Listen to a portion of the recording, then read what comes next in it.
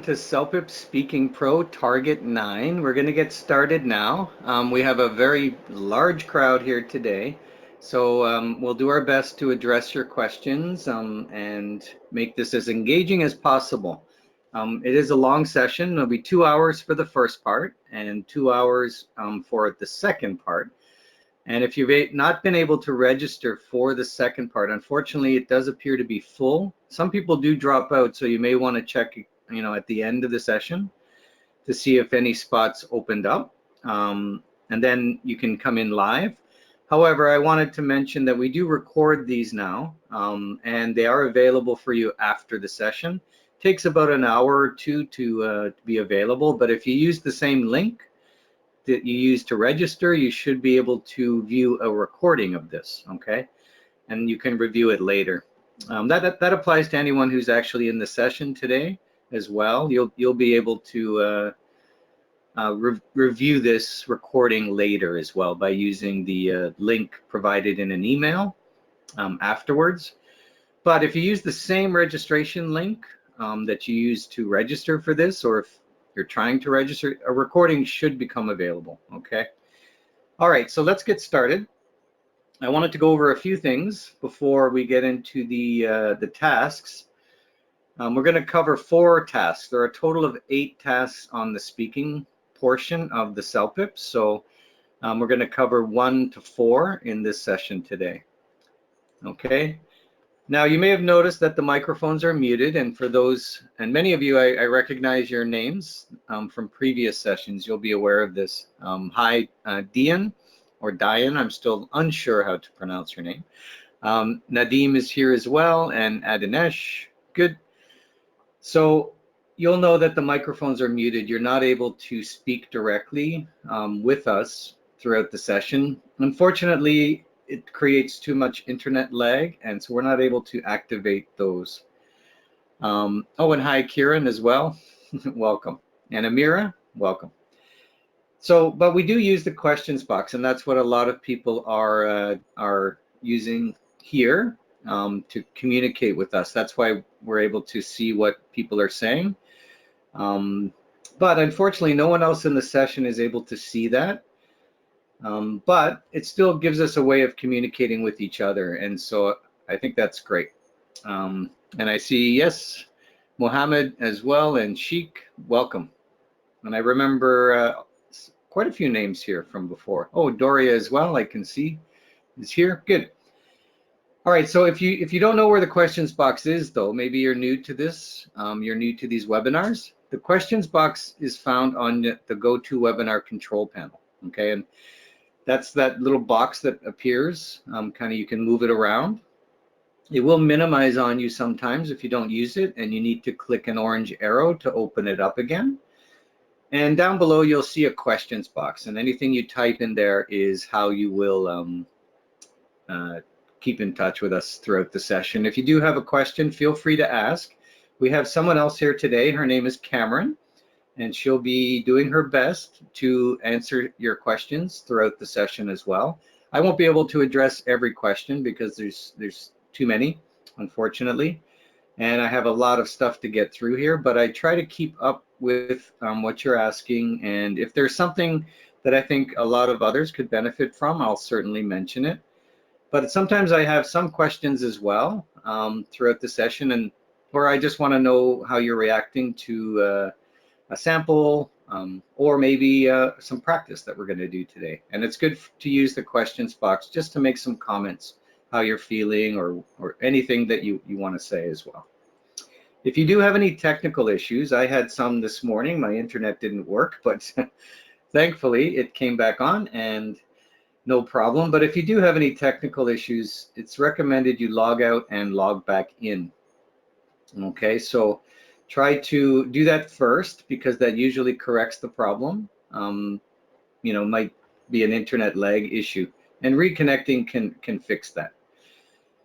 However, if that doesn't work, we do recommend trying Chrome as your browser, as this seems to work best with GoToWebinar. All right, and hopefully you don't have any issues. We do recommend you have a paper and a pen handy for taking notes today. You're going to do some practice. So one thing I would also recommend is having a recording recording device handy, maybe your cell phone, or you can even use your computer to record yourself. You're going to do some actual practice, hopefully speaking out loud in a timed simulation. And it's really good if you could record it as well. That way you can play it back later for yourself and maybe even transcribe it, write down what you said, and then analyze it, much in the way that we're going to be using, that we're going to be doing today. All right. So try to have a recording device handy. And finally, after the session, you'll get an email with links to a survey. And we do really appreciate if you complete the survey. It's very short, only takes about 3 minutes or so. And it really gives us some good feedback, and that's very helpful for us as well. And you'll also get a link to some study materials, and I highly recommend you look into those. Those links will allow you to download some new samples you didn't listen to today, and also to be able to practice with those. So I do recommend looking into the study materials. Also, you should be able to view a recording of this seminar, this session today, by looking at the link in your email. The recording should be attached, but if it's not working, then you may need to use the link as well. Okay, but you'll get an email afterwards, and that will help you to view the recording. My understanding is you can view the recording by using the registration link, but it just takes about an hour or so, or maybe more, for the recording to become available. Okay. All right, and this is me. My name's John Haggerty, content developer and online instructor here at Paragon. I have about 20 years of experience in ESL and EFL. Spent about 10 years in South Korea, as many of you probably know by now. And a lot of that was in test preparation. So I do have some experience in that area, and I know what it feels like a little bit. At least I do understand what you're going through, trying to prepare. And I'll do the best I can to help you with the speaking portion of the CELPIP today. And hi, Amira. Thank you for saying hi. I appreciate it. Also, yeah, can you pronounce my name? I'm going to pronounce it Ayman today, but I think it's Ayman. Let me know which one. Ayman is number 1 or Ayman number 2? Which one? I think it's Ayman. All right, and thank you. We see, Amira says her son's name is John. That's nice. Alicio, welcome back. I remember your name as well. Satish, hello. And Aditi, thank you. Both are wrong.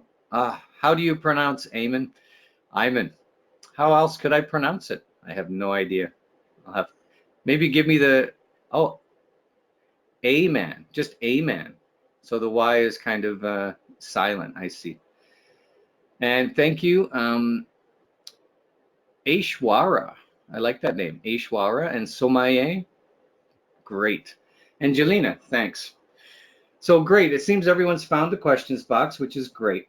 All right, and we'll be able to communicate throughout the session today through the questions box, and that's great. I'll try to keep up, although there is a lot to present here, and we do have quite a large crowd. So we'll do our best for sure.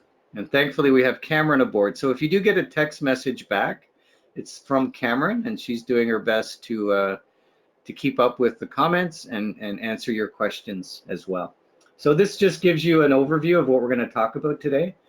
We're going to talk about the overall test a little bit, the speaking part of the test, which includes 8 speaking tests. But in this session, we're going to focus on the first 4, and that gives us some time to really get into some details as much as we can. And we'll listen to and analyze sample responses, and we're going to simulate some practice. Maybe not for every question, but most of them.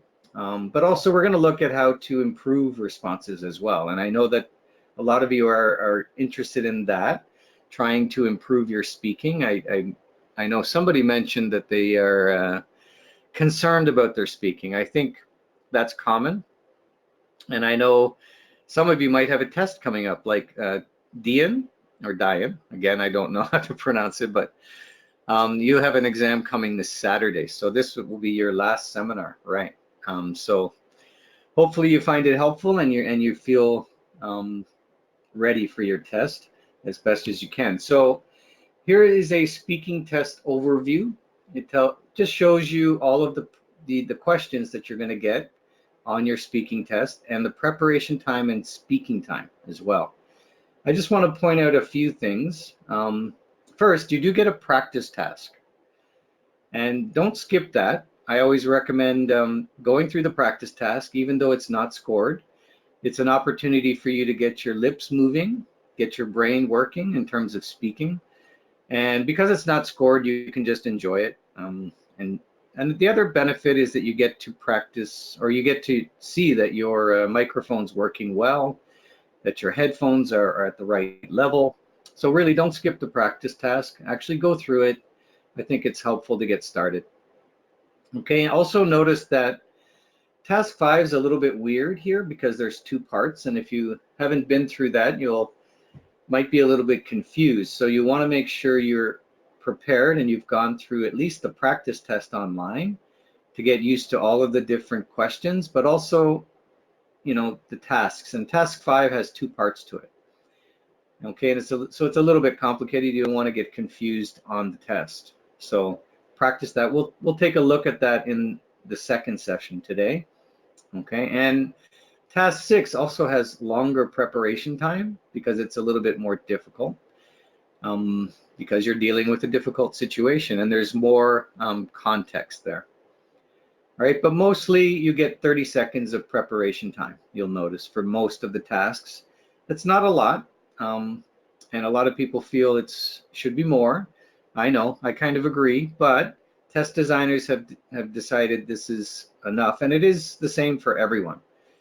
So try to maximize this preparation time. We're going to talk about that today. How can we maximize this preparation time? Even though it's so short, we want to get the most out of that time.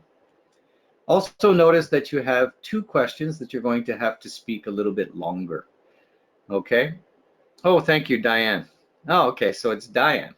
That makes more sense, right? All right, I'll remember that, Diane. Thanks. That's good to know. And Manit's also asked, do we get the whole session recording by email? You should get this recording by email afterwards. If it doesn't work for some reason, there is a link also that will enable you to go directly to the recording. And if nothing's working on the email, then try the registration link again that you used to register for this session, and that should enable you to do that, okay? Okay. As I mentioned, the practice task is not scored, but it is something that you want to go through. Don't skip it. It's just a simple question like this one. Talk about one of your best friends. So it's a really easy question. Just gives you a chance to make sure everything's working, but also make sure your lips are working, right? So that's important. Okay, and your questions are always found here. For the speaking, you'll see your question around here. So that's where you want to be looking for it. Also, the preparation time. When you first see the question, your preparation time starts. So that gives you time to process the question, make sure you understand the question, but also to maybe take some notes and get prepared for your speaking that's coming. As soon as the preparation time gets to 0, the screen will switch to your recording time, okay? And if you want to know how much time you need to speak, you want to look up here. This will let you know your recording time that's coming. It's going to be 60 seconds, and most of the questions are 60 seconds, but a couple of them are 90, so you want to pay attention to that. Finally, I'll just mention this next button. If you click the next button, you'll move forward automatically to the next screen, so you'll start recording. Some people do that because maybe they feel they're ready and they want to move forward. Just remember that if you click next, you cannot go back. You can only go forward. So be ready. And if you decide to click it, be ready for what's going to come next, right? Otherwise, you don't need to click next. You'll automatically move forward. So really, there's no need to click next in the test unless you just want to move forward because you don't want to wait. You don't save any time, like you can't use that time in the next question. All the questions have a set amount of time, but you could finish the test a little bit faster maybe, if that's something you wanted to do. But I just recommend not using the next button unless you're really sure you know what you're doing and you're ready for it. When you do move forward to the next screen, your recording time will start, and this blue bar will start moving across the screen. That way you know you're recording, or at least your recording time has started. And when it gets to the end there, that means your recording time is finishing and you want to be prepared to stop your response and not get cut off, hopefully. Also, this microphone icon should be moving up and down, okay, like this. If it's not moving up to at least the middle, that means maybe the microphone's not close enough to your mouth, or there's a problem with the microphone and you want to get that checked out. And that's good to be doing during the practice task, right? All right, these are the speaking performance standards. And we're going to be using these throughout the sessions today to kind of analyze the responses that we're going to be listening to. And it's important to get familiar with these standards because these are the same categories that raters use to assess your responses. And it's also a useful tool to analyze your own responses, to look for opportunities for improvement.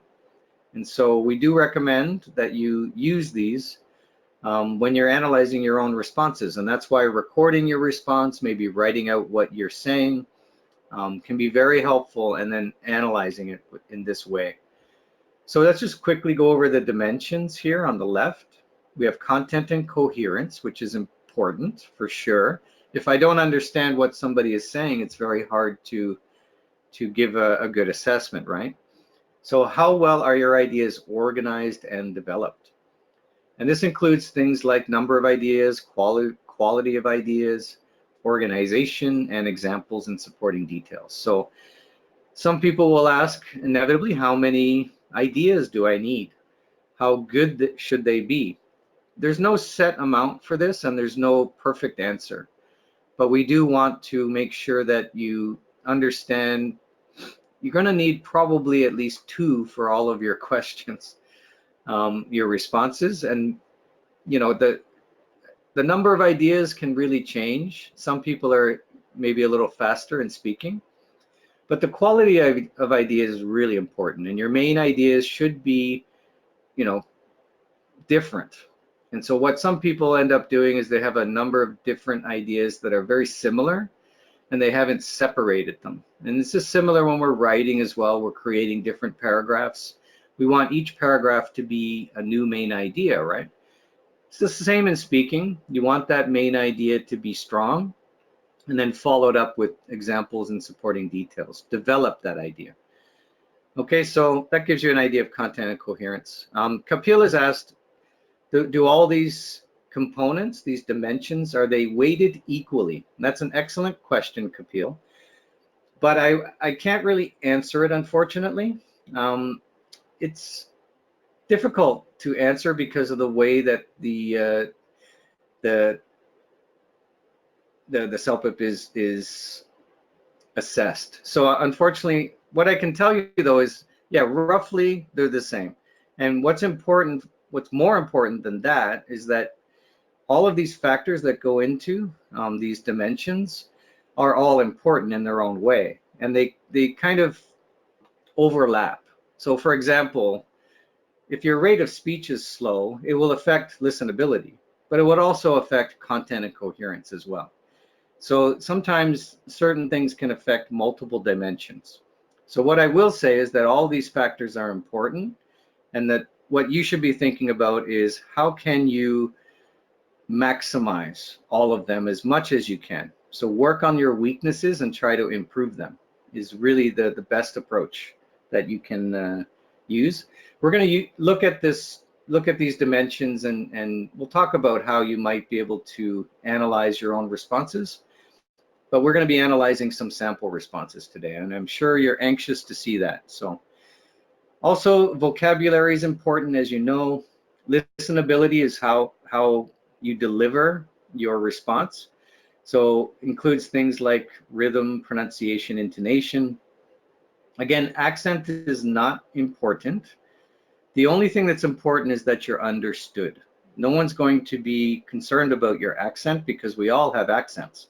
That's normal, but pronunciation is part of the assessment. If people can't understand what you're saying, then that's going to create an issue in terms of content and coherence as well. Also, pauses, interjections. Interjections means and You'll notice I do this all the time as I speak. We all do, and you're going to do it as well. It's okay. The problem starts when we do it too much. We're hesitating, we're interjecting too much. Maybe we're also correcting ourselves too much. All of that will create issues in listenability, but it will also affect content and coherence. And task fulfillment it basically means, did you understand the question and did you speak for the whole time? Now, understanding the question doesn't have to be 100% all the time. Some people think if you misunderstood the question a little bit, you'll get 0. But that's not true. You will still be able to score fairly well, even if you misunderstand the question a little bit. But you try to make sure you fully understand the question and you address all parts of the question, and that will maximize your task fulfillment score. Okay, I'm sure everyone knows about the CELPIP levels, right? And you probably know what level you need.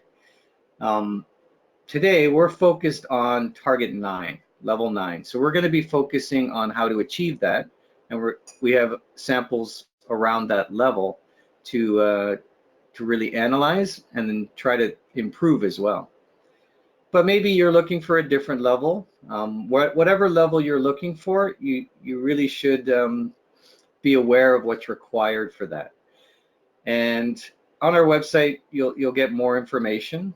When you do a test, a CELPIP test, the benefit is that you will get your results very quickly now, 4 to 5 business days. I think that's fantastic. So that's one of the benefits, is that you'll be able to see your results fairly quickly. Another good thing is that you'll get good detailed information now on your score reports. You'll get can-do statements, which indicate what you're able to do at that level, the level you achieved. And you'll also get a performance profile. And this is based a little bit on the CLBs. The CLBs are, you can see here on the right, we align the CELPIP levels with CLB levels. And CLB stands for Canadian Language Benchmark. And if you want to look into that a little bit more, you can.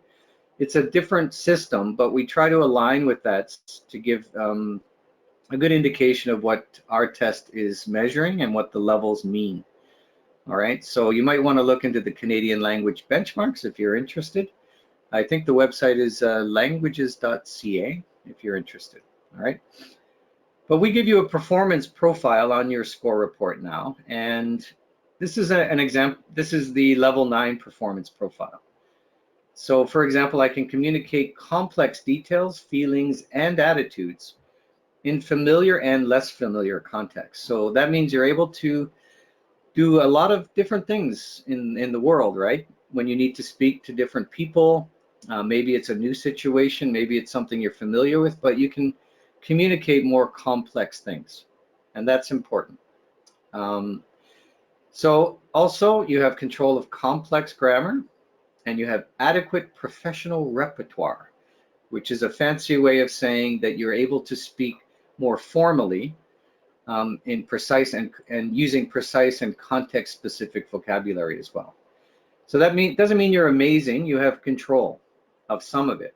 So you don't have to be a perfect, speaker at the higher level, but you're able to start to control that. And your mistakes in grammar, word choice, and pronunciation usually don't make it difficult for people to understand. Okay. All right, let's get started. Speaking task 1, giving advice. So this is your first task on the speaking test. I think giving advice is something we all do, or we have some experience doing that, whether we're talking to our friends or family members, or maybe we're a teacher or maybe we're a professional and we need to give advice to others. So this draws on your experience as well, hopefully some background knowledge in doing this. but you'll have to pay attention to the context as well. And so hopefully, you have some ideas about how you can communicate in this context of giving advice. You need to help someone to either make a decision or prepare for something. So in this example, we see Mark, who is your friend. He wants to get to know a female coworker, but he's pretty shy and doesn't know how to start the conversation. So the task here is to give your friend Mark some advice. And there are two parts to the question: how he should talk to her and what he could talk about. Okay, and it's important in this question to remember that you're speaking directly to that person. Okay, you're not, even though you're talking to a computer, it seems a little unnatural. The best thing to do is to role play, to actually pretend that person's there and you're actually talking to them, maybe over the phone, right? And that would be the best approach. And that influences how you start, right? You'd want to start by saying, "Oh, hey, Mark, how you doing? I heard you," something like that. All right, so remember, pay attention to your preparation time and recording time. Your first task requires you to speak for 90 seconds, so it's a little bit longer to start, but it's something that hopefully you're able to feel good about. You can draw on your own experience maybe, or use your imagination. Now, how many parts are there in this question? There are two parts. Okay, there's one, the context, and then also the instructions. So it's really important to get used to the way questions are being asked. And even in the second part, there's actually two subparts. Okay, how he should talk to her and what he could talk about. And that's important to think about both. Okay, sometimes there are three parts to the instructions, and you don't want to miss any of those parts, because that will affect your task fulfillment score a little bit and your content coherence a little bit. So you want to make sure you fully understand the parts of the question. Now, the first part is more context. The second part are the instructions here. Each task is the question can be structured in various ways. So you want to get used to the way questions are structured and where the important information is that you need to focus on, all right? Okay, so let's listen to a transcript. Sorry, an actual test taker responding. I've written the transcript out here for what they say. Normally, on a real test, raters will not see this transcript. They'll only be able to listen to you, and they'll listen to you multiple times to be able to get the right score. But they don't see the transcript. But we show the transcripts here to make it a little bit easier to understand what test takers are saying, and also to encourage you to do the same with your own responses. Okay, we're going to practice another question after this, and it'd be great if you could write your transcript out, record it, write the transcript out, and analyze it in the same way we're doing. So just to remind you, the question here, okay, is about a female coworker. You're talking to your friend Mark, and you're giving advice about how he can talk to her, but also what he could talk about. So let's listen to the sample. Okay, hopefully that the speaker is working well here, I think, and you're able to hear it. So let's play.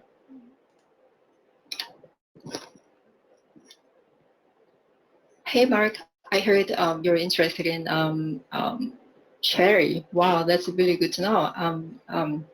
She's a really awesome person. So you're really shy about it, then why don't you just like ask for a coffee, during like lunch break or something like that? Maybe you can just like initiate, maybe, hey, do you wanna talk about project or something like that? That would be actually kind of smooth way. She won't be really, like creeped out by it. Sometimes the female coworkers, when male coworkers ask them out, you feel kind of like they feel a little bit creeped out, especially they just like approaching kind of a little bit wrong way or something like that. But if you ask for a coffee, to talk about project, you guys working together, that would be actually really nice, to talk about. She will feel like, maybe friendly about you. And maybe once you succeed in, asking out for a coffee, maybe you can start asking for lunch or something like that later on. Maybe ask for like a drink, after work, but very casually. That'll be, the key. So good luck with it, Mark, and I hope she likes it. Okay, so hopefully you're able to follow along there. There was a little bit of time left. The person ended a little bit early because it's a 90-second response. If you don't speak right to the end, it's okay. If you leave about 5 seconds or even up to 10 seconds, it's not going to influence your score that much. You try to speak right to the end if you can, or as close to the end as possible. But this person did a pretty good job. So I'm curious what you think the level is. Maybe you can take a guess at the level if you like, or any other comments you have on some of the strengths or weaknesses of this response. Feel free to type into the questions box. I just want to address Consuelo had a question about whether, or Connie, you prefer, I think, whether you can do parts of the test. For example, let's say you don't get all the scores you need on every part of the test, speaking, reading, writing, and listening. Can you redo only one part of the test? Unfortunately, that's not possible to my knowledge. You would have to do the whole test again. But I would recommend that you contact customer service to verify that. I know there are discussions of possibilities. I don't think you can redo just one part of the test, but maybe, doing another part of the test or doing the test again, there might be some way of combining that. I'm not sure. In terms of like maybe you got a better score on another test and you could take your best scores. But I think this is not possible as well, but it's something you want to talk to customer service about. I know some tests are looking at that, but that's a good question. Unfortunately, I think you do have to redo the entire test again, regardless. All right, in terms of some of the guesses for this response, Anas, you are correct. Good. Jelena as well, you're correct.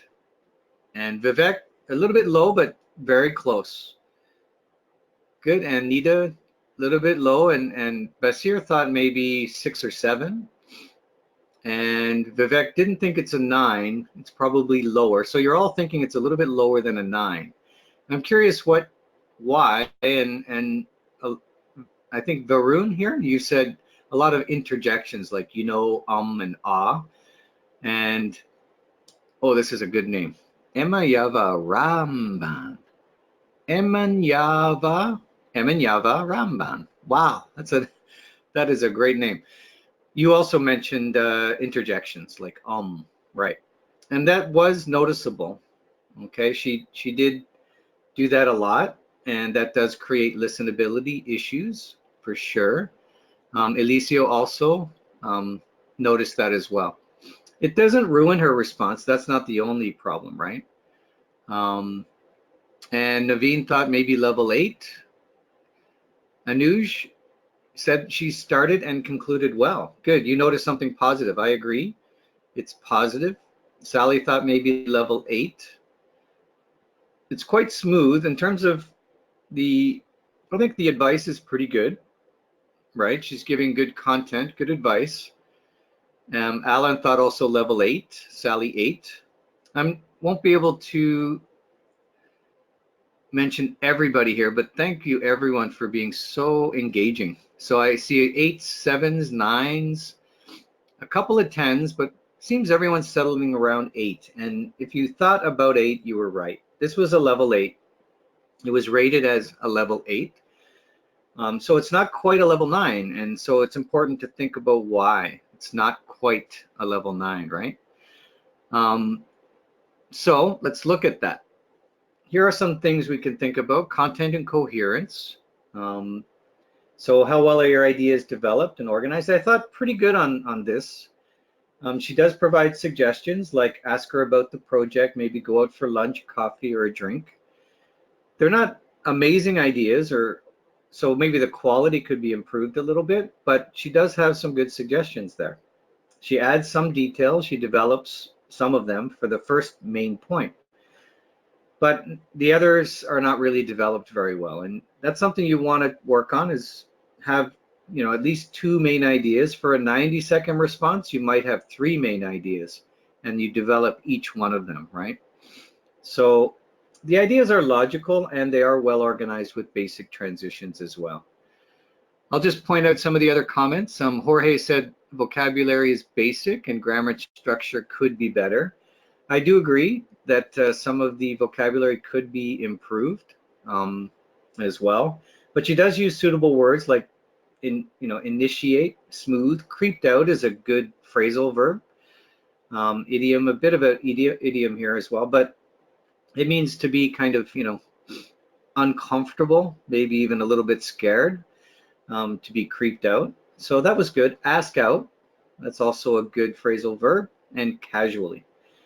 But there were some awkward expressions like kind of a little bit, wrong way, or something like that. I think she repeats something like that quite often. And start asking for lunch, ask for a drink. And that's where the sentence structure starts to break down a little bit.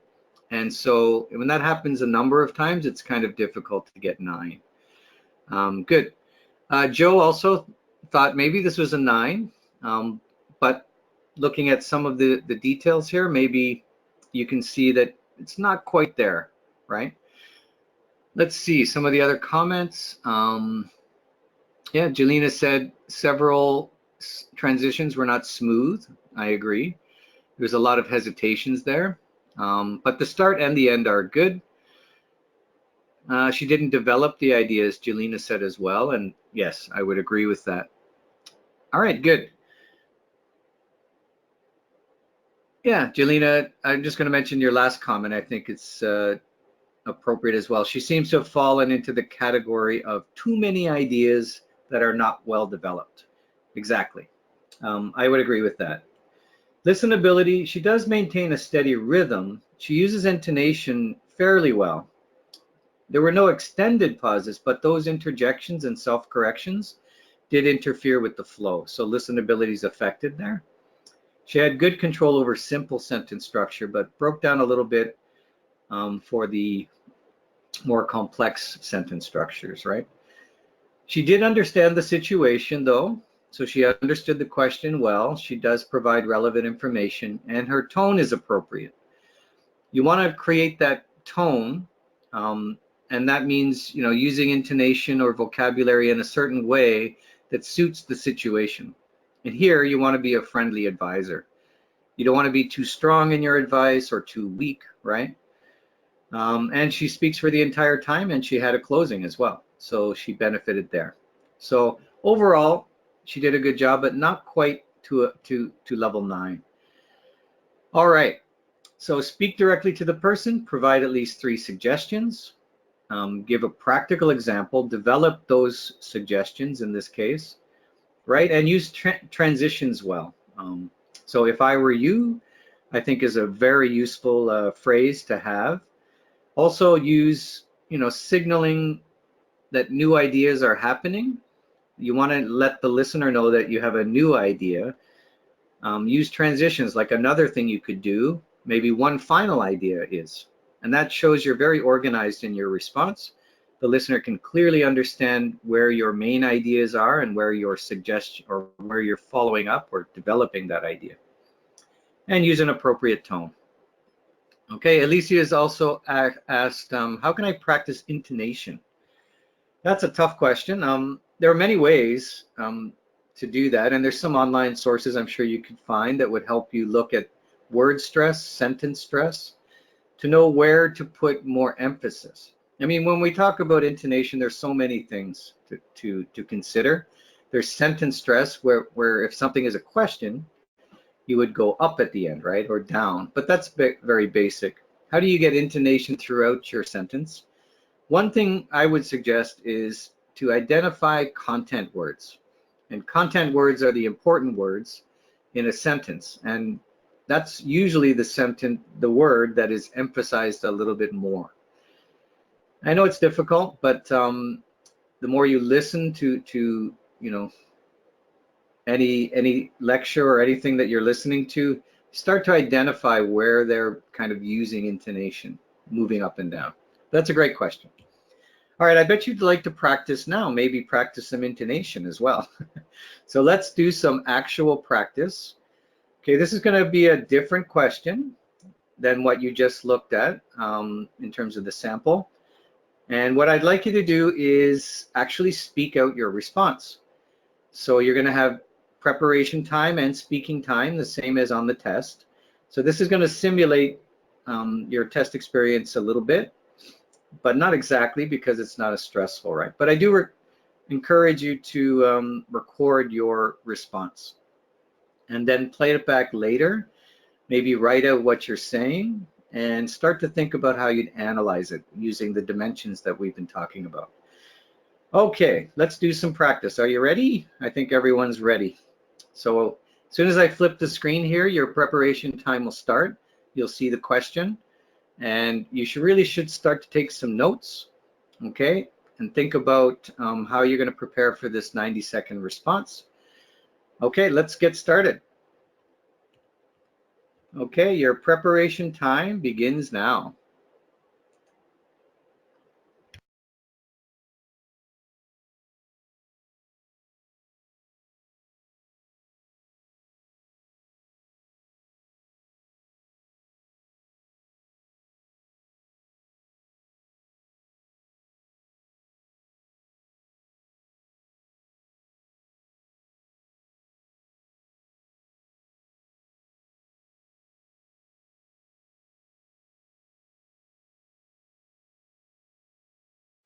All right, your preparation time is complete. Start speaking now.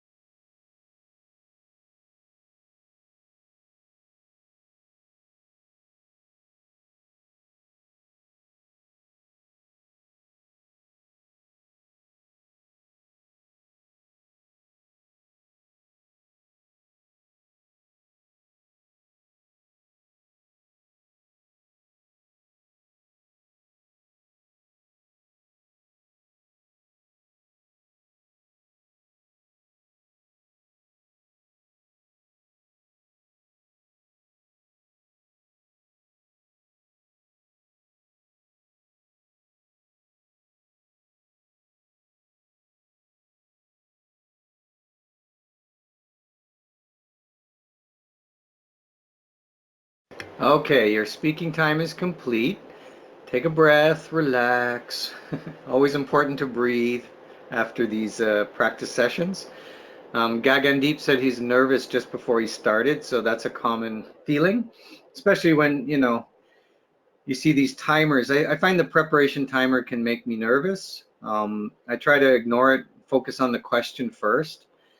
But inevitably, as you get down, 10, 9, 8, 7, that can feel very nerve-wracking for some people. I just recommend using the timers try to think of them as friends. They're there to help you and get you ready. But it's not enough time to really do an amazing response. Just understand that everybody gets the same amount of time. And so in that way, it's fair. And hopefully a lot of the ideas will come to you as you speak as well. But it's great if you can get at least 2 main ideas in your mind, maybe written down on paper with a couple of maybe a couple of extra little points that will help you get through. All right, so Amir has asked for the last choice. Can you say last but not least? Sure, no problem with that. That's a good transition to use. It's okay. Last but not least. Herman's asked, it's complicated if you don't find any ideas, right, for suggestions. And this is Herman's question. Thank you. I agree. Any idea how to deal with suggestions? How do you get ideas in your mind? There's no magic for this. But one thing that I've found out over the years of test preparation that I did is that the more people prepared non-timed responses for a variety of questions, after a while, it starts to overlap and your ideas will become useful for many different questions. And so that's my recommendation, is to try to collect as many questions, even create questions, it's okay, that you think might be asked. Come up with ideas. The more you do that, the more you'll find that those ideas will come to you at the right time. And so again, as they say, practice makes perfect here. And I think this really applies to ideas when we're trying to find ideas for these questions. So we have a lot of practice tests available that you could look at to get a collection of questions together. And then just, you don't have to actually, practice every question. Just come up with, what would you say? 3 ideas maybe, and maybe some supporting details for each. And as you do that, you'll start to see some overlap over time. Maybe after 50 questions or so, you'll start to see significant overlap. All right, so good question. Wynn has said, always can't develop ideas in the preparation time. Right. It's very difficult to do that, and that's why it happens as we start to speak. Deyanira said it's hard, it's so fast. I agree. Jorge says they are not friends, they push us. Right, I think you mean the test designers? Probably, I agree, they're not friends. Prashant finished in 88 seconds, that's great. Perfect timing, excellent. Nadim's given a suggestion, apply for a scholarship. Great, I think that's a good idea there. Prashant felt that it went well, good. And Sally said, I feel it's easy to repeat some phrases sometimes, right? You might, do you mean that you repeat your own phrases in the question, or phrases that you already know that you're able to repeat during the response? But if repetition happens in your response, I think it's common. We see that a lot in the responses. People use phrases that they already know, maybe multiple times. That's why recording and writing out what you're saying, you'll be able to identify any repetition as well. All right, there's a lot of questions here, great. Unfortunately, I'm not able to deal with them all, but I will let you know that we do look at these comments after, even if we don't mention them during the session. We find it really helpful. I'm just going to mention a few. Jelena said, how about having too many ideas and not being able to choose and get wrapped up in developing only one, and then you have no time for the other main idea? Yeah, and that's where time management becomes so important, right? Looking at your timer and trying to time out your response as you go. Now the timer, in the recording time, you only have a blue bar, but it does give you an indication of how much time you have, and I think it's a better indication than maybe the time. So then you can divide up your response, appropriately as you look at the blue timer as well. Nadim also mentioned look for government funding and a part-time job. Definitely part-time job is probably the most common one. Government funding is a great idea as well. That's 2 main ideas there that are great. Elicio had trouble in the introduction. Yeah, how can you train for starting? I think, again, there's no perfect way to start. It's practice. Some people draw on the question itself to help develop their opening, right? But you want to address the person that you're speaking to, and you want to think about why you're speaking to that person. So you would kind of rephrase it. You might say something like, I might make up a name for my friend here. I'd say, hey, Jack, I heard that you got into your first choice of university. That's fantastic. I'm really happy for you. But I also heard that you're going to have trouble with the tuition for that place. It's really expensive. So I got some advice for you because I've been through the same experience. So I have some really good ideas for you. So that could be something you might start with then. Okay, unfortunately, thank you for all your advice, and I apologize I can't go through all of it here, but I thank you all, Gurpreet, Gagandip, when you, Jorge, Sir Julius. Is interjecting a bit of humor okay? Absolutely, it's okay. Just be careful you don't want to be too informal, but a little bit of humor is fine, and you can laugh or giggle a little bit, no problem. Some of the questions are a little bit more formal, and you wouldn't do that. But this one's, you're talking to a friend, right? So if it suits the situation, it's okay. And Somaya has 3 ideas here: scholarship, a student loan from a bank, and a part-time job. Great. Fantastic. Jorge's asked if we have 30 seconds to read the question and take notes. That's true. You do have to read the question and prepare all in that preparation time. And so that's what makes it even more challenging, because you're trying to understand the question, right?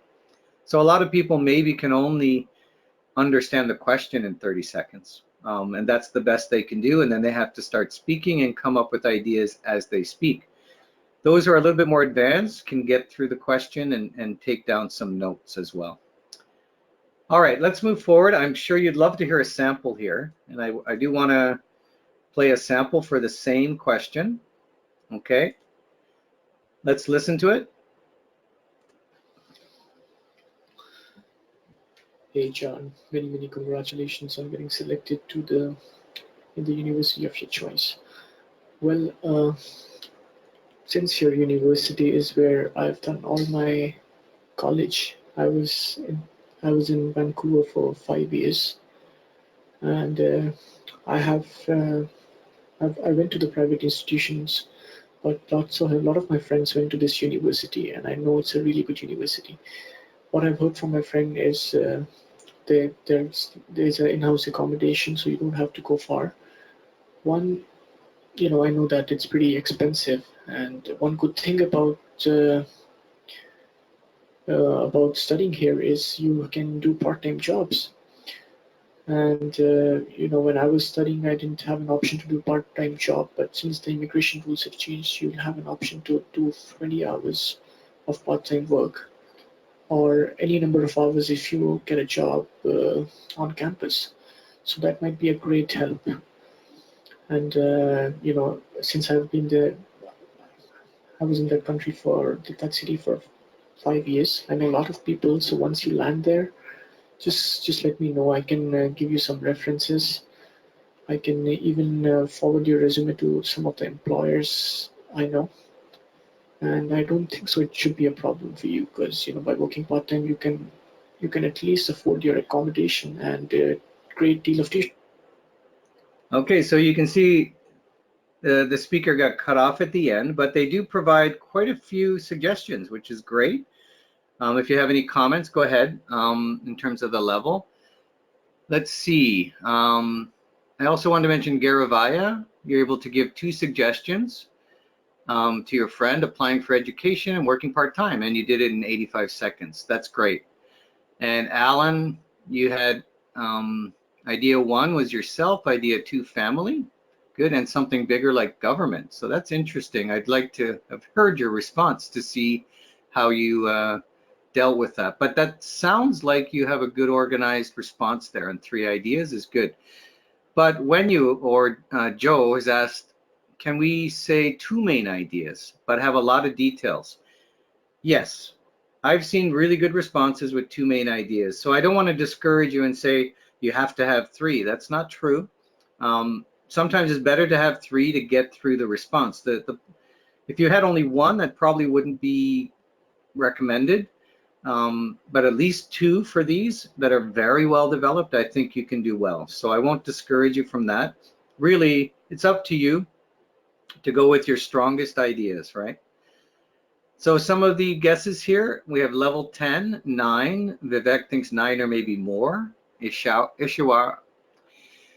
Ishwara, I think I said that right. Ishwara, 9 or maybe, 9 you thought.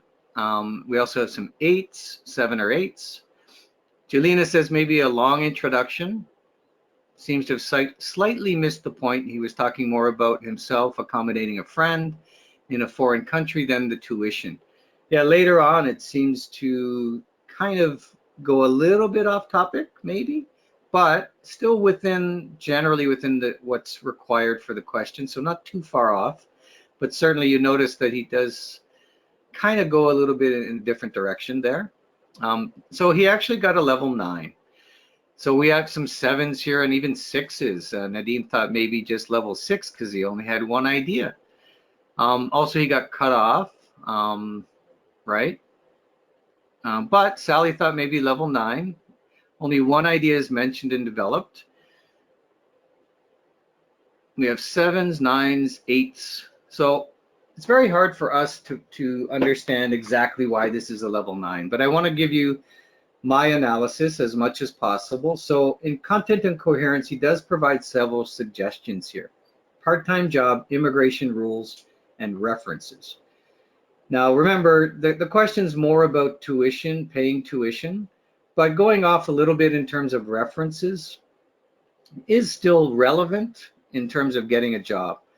So yes, it's developing kind of the same idea, a little bit, going a little bit off topic here, but good enough that they were able to get a level 9 in terms of content and all of the dimensions together. But maybe we could have improved a little bit in terms of content coherence here, in terms of number and quality of ideas. But certainly was developed very well. And so when you wonder, do I need 3 ideas? Did each idea need to be developed? That's kind of a standard that you might think of, but not in practice. It's kind of hard to do that every time. And so raters look at so many different dimensions that you can make up for any shortfall with other dimensions and other strengths in your response. Maybe great vocabulary use, for example. It was a little bit unclear in some of the content coherence as well. Vocabulary, though, was quite good in terms of basic vocabulary, and phrases like once you land there, forward your resume, afford accommodation. That's pretty good. But there were some imprecise words or phrases, not too bad, just not using really good vocabulary, like really good university, pretty expensive, good thing, great help. You want to improve those adjectives there a little bit if you can. But overall, I think this test taker did very well in vocabulary usage, which probably improved his chances of getting a level 9 there. Listenability was quite good, I thought. There were minor grammar errors, but nothing caused confusion there. He does use some complex constructions and even some subordinating conjunctions as well, like since or once, like once you land there. And that's what you want to do, is try to use more complex sentence constructions as well. So that's part of the rating. Okay, good. And finally, task fulfillment. I think did a very good job here. Maybe didn't address all parts of the question as much as he could have, but overall quite good. So let's just review some of the key strategies. Speak directly to the person. Now this one, provide at least 3 suggestions. Remember, those aren't necessarily main ideas, but at least 3 suggestions, and try to develop them a little bit would be a recommendation. But again, if you have 2 main ideas and you develop it with even sometimes a few more suggestions that relate to that, that's great. I wouldn't say you need 3 main ideas necessarily. I've seen good responses with 2 that are developed really well. Give a practical example, develop those ideas. Again, the transitions are important and the tone. All right, well done. So let's move on to task 2. Unfortunately, it'd be great to go into more detail for each one of these, but we have to keep moving forward and to get through in time. Let's see, Wenyu's asked, can we use a personal example as a 3rd suggestion, such as what I've done in the past to get through that? Absolutely. In fact, I would recommend definitely doing that, personalizing your response, especially the first one, and the second one here, talking about a personal experience. This is your opportunity to kind of bring in your background, maybe personalize it a little bit, and that kind of helps you get through the response a little bit better as well. And yeah, the last sample that we looked at was a level 9. So This one was a level 9 for anyone who maybe missed that. All right, you can also take a screenshot of these as well. I should have mentioned that there is a camera icon at the top of your screen on GoToWebinar that enables you to take a screenshot. So maybe when you're looking at the transcript, maybe you want to take a screenshot to review it later, no problem. Of course, remember, you can review the video later as well. It's up to you, okay? But let's move forward to task 2.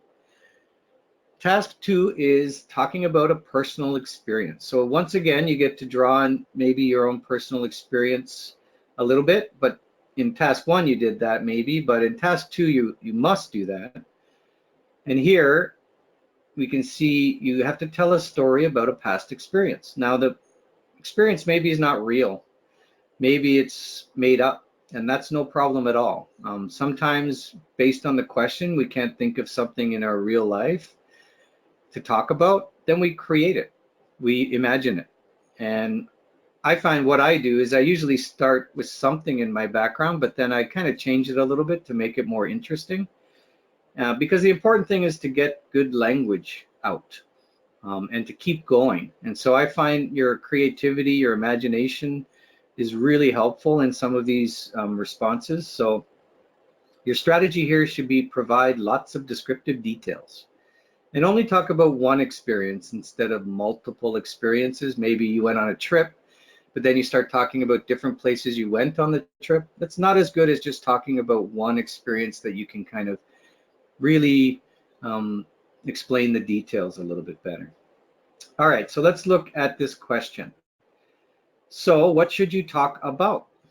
Well, first, talk about a time you had to teach something to someone.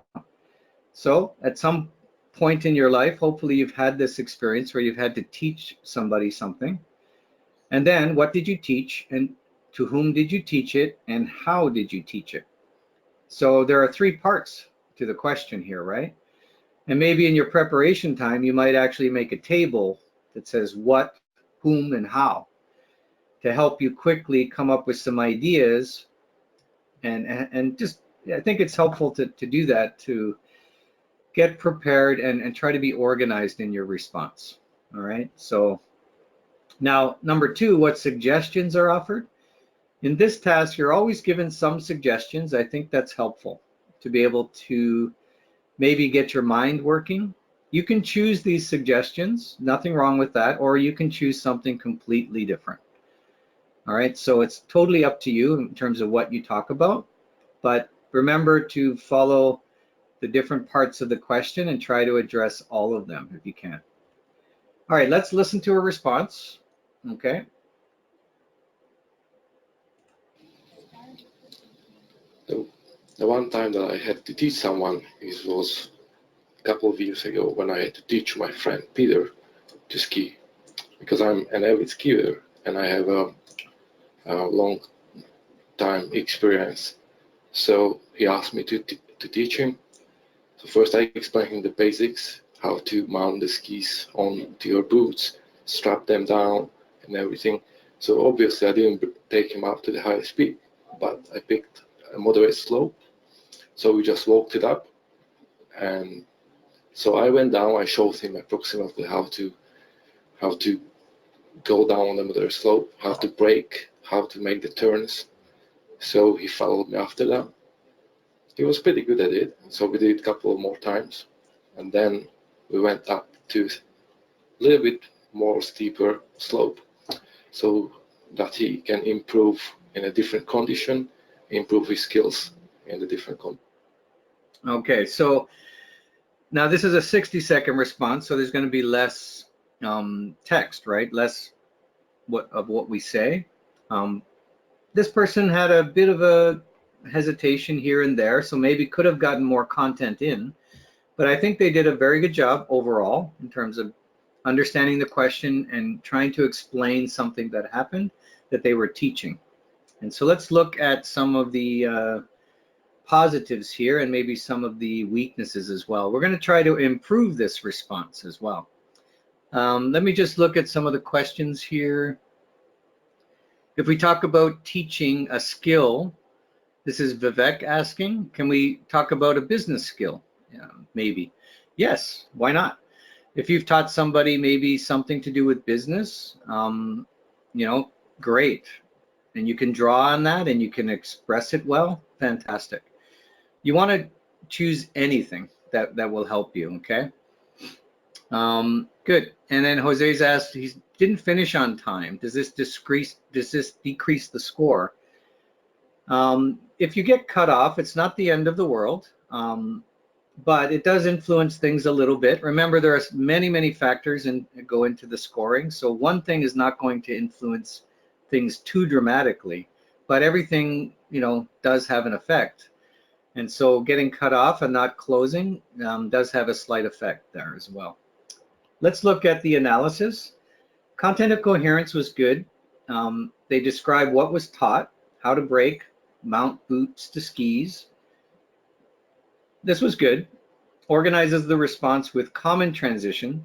You'll notice that, yeah, Sally just noticed this as well, that a lot of repetition of so. So was used, I think, 5 or 6 times. It's so common in speaking to use these transitions and, but, so, or because. And that's no problem, but you want to try to improve your transition use. Just have a couple of extras that you're able to use so you're not repeating the same transition again and again. In terms of level, and that's a few guesses here in terms of level. This is actually a level 9. Sorry, level 8. Sorry, level 8. So you may be surprised. Maybe you thought it should be a little bit higher. Some people thought maybe a 10 or 9. Unfortunately, the development of the ideas was not good enough. A little bit more development of those ideas probably would have helped. But there's, again, not just one thing that's going to influence. It's going to be a number of things. So range of common words and phrases used. Avid skier, that was really good.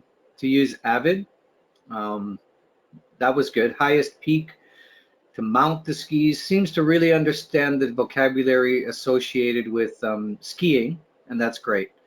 A steep slope. There were some awkward phrases. Long time experience is a little bit awkward, but I think overall vocabulary was good and didn't drag down the score.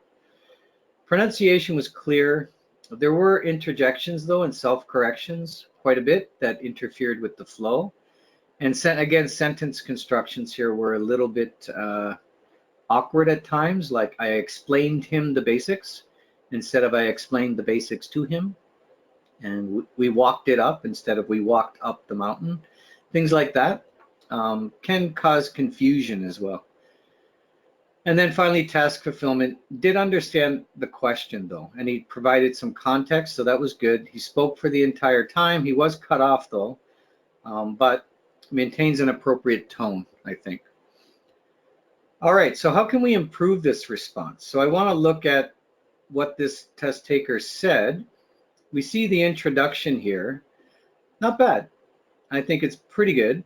But how can we improve this? Because the sentence construction is not the best. Certainly, it's good enough, but I want to find a way to improve this. Okay? Especially the second sentence. Because I'm an avid skier and I have a long time experience, so he asked me to teach him. I get it, but I want to improve on it. So this would be a better response, better opening, trying to keep it these ideas together. A couple of years ago, my friend Peter asked me to teach him how to ski.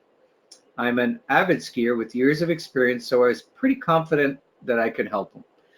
So that's just a slight improvement. Then we notice all the so's. We want to improve on those, but also some of the awkward language as well. So let's work on the second part here. So I use a transition like first. First, I explained the basics to him. How to mount the skis onto your boots, strap them down and everything. And then another effective technique when you're telling a story is to use these kinds of time expressions, and this helps to the listener understand the sequence of events, the order that things happened in. And so these time expressions can be very helpful. Also, I've added a bit of a idiom or so once he got the hang of this, which means once he got used to it, if you can incorporate something like that and you're comfortable with it, great. We walked up a moderately sloped hill so he could get some practice before going up the ski lift to try one of the beginner trails. Now that's a really long sentence, but that's kind of, you know, going to score really well because it's a complex sentence with a lot of ideas kind of in there, and that's great. Now, so we just walked it up, and so I went down. I felt that's not really helpful. I wanted to, so I'll delete that. And let's fix the next part here in red. I showed him approximately how to go down a moderate slope, how to brake, and how to make the turns. Not bad, but I want to fix this a little bit. I showed him how to keep his skis together, how to brake, how to make turns, all the essential skills that any skier must learn. And so that's adding some kind of a summary statement at the end there can help the listener understand why you're making these suggestions here. So the next one, so he followed me after that. Here I wanted to make it a little bit more of an interesting story. So, and I wanted to improve the vocabulary a little bit. So he was a very quick learner and started to feel very confident in his abilities. I'm developing the story a little bit, and this is where you might want to be a little more creative in your telling of the story. And so what, you know, this doesn't end well. We don't really have a resolution to the story. And so you want to try to do that. And so the final sentence here, I wanted to fix to have kind of a resolution. So after about an hour, again, another time expression, he wanted to try a bigger hill. I tried to convince him to do one of the safer trails first, but he was convinced he was too good for that. So I could end there, or I could have another little ending. And this would be great. It'd be hard to get all of this into your 60 seconds. And again, this is a ideal response that would score very high. But I think when you're working with your own response, try to improve it as much as you can. And this gives you ideas that can then translate to your actual performance in the tests later. And I think it's good to work on these things, try to make them even better. It kind of sticks in your head a little bit how to tell a story. So on his very first run on an advanced trail, he lost control and almost hit a tree at full speed. After that, he listened carefully to my advice. So adding a little bit of humor there. Interestingly, he is now a ski instructor. I like to think I inspired him. So I have a good ending as well. So I wanted to have some kind of ending for this. Okay, so again, this is really tough to do in an actual test. You know, it's never going to be this perfect, but it's something that you want to work on. And of course, people want to know what this would score. Unfortunately, I'm not a rater, and I can't verify how this would score, but it would certainly be much better. There's no problem with this being a 9, I'm quite sure, and would most likely score higher than that. If not, right up to the 11 or 12 level, I would think so. But again, I'm not a rater, so I'm just kind of speculating here at what the rating would be, but certainly at the very high level for sure. Good. Now, I'm sure you'd like to do some practice. You're going to get a different question again. Okay, and we're going to go through the same simulation as before. I do encourage you to speak out loud and to record yourself, okay? So try to do that. All right, let's get started. Are you ready? I hope so. Everybody ready? Got your recording ready? Hopefully you got some paper as well to take some notes. All right, here we go. Your preparation time begins now.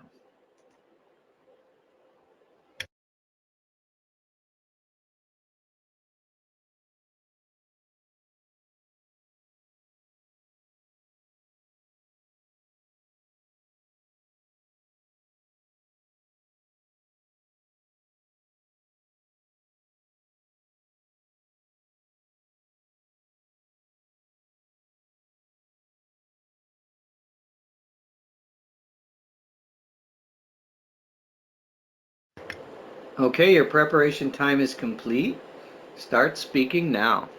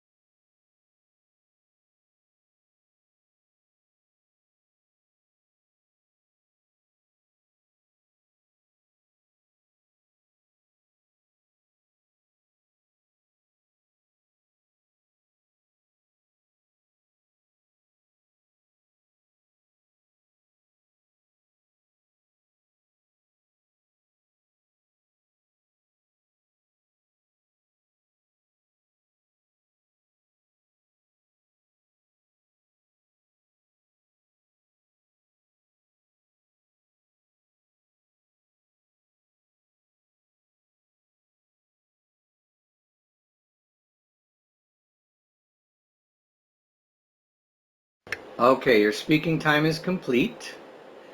Take a breath. Very important to breathe after these, I find. And hopefully you're able to get through the 60 seconds. I think in this case, sometimes we have more to say than the time that we have, and maybe you experienced that. I find I have more to say, and I have to be more selective in what I'm speaking about and keep an eye on the time to make sure I don't overdevelop one idea and underdevelop another one. But let me know how you feel, how you did. Okay. And let's move forward. I know there are some, when we talk about a class that we enjoyed, I found that really hard when I first practiced with this question. I haven't enjoyed a lot of classes. So I think the best approach for me would have been, when I first did this, I actually tried to think of a real experience. And it didn't work out so well, as Jelena says, not so well for her response as well. And Sally said as well, when you don't have this kind of experience, right? And Jelena talked about time management again. So again, these are the issues with this question. What can you come up with in the time that you have? And are you going to be able to develop your ideas within the time that you're given? And Vivek says, again, nothing came to their mind as well. So this is a common problem. Paul said it was a short time to express your thoughts, right? So 60 seconds was not a lot of time to really develop your ideas well enough. I also experienced that. When you said you spent too much time on the introduction, why you wanted to attend the class, what's the location, but not detail about what really happened in the class.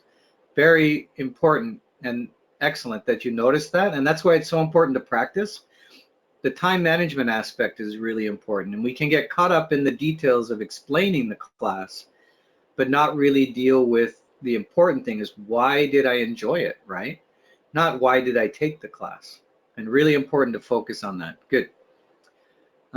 Just a few other comments here. Jorge said, part of the strategy would be more selective with words and be focused more selective with words than be focused in talking too much. Yeah, I think so. Really focus on, I would say focusing on your ideas and keeping track of the time and develop those ideas a little bit, maybe personalize them a little bit, but not going too far is really important. Yeah. Okay. Basir talked about a baking class, how excited it was to be in this baking class, but it was not that good, the short time and just one idea, right? So again, these ideas are really important to start developing, and I think the best way to do that is to get together as many questions, gather together as many questions as you can, and if you can't find any more, create them, right? So create new questions and then practice with them, see what you can come up with, and those ideas will start to make more sense to you and come to you more readily when you're doing the test. Good. All right, so what should you talk about? Let's listen to one, or maybe we should move forward here. I'm a little curious about the time. I just want to show you this transcript. Feel free to take a snapshot of it if you like. This is a level 9 response. Okay, and this person did much better. At least they got to a level 9, so they were able to do some of the things well.